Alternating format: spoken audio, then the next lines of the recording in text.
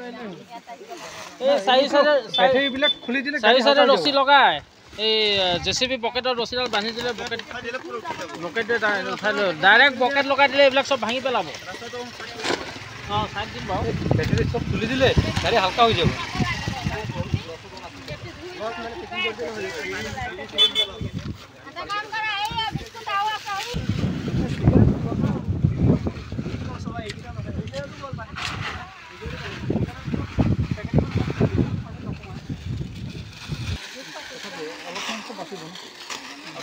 Biscuit কিটা গোটেইখিনি পানী ভিজি যাব এতিয়া।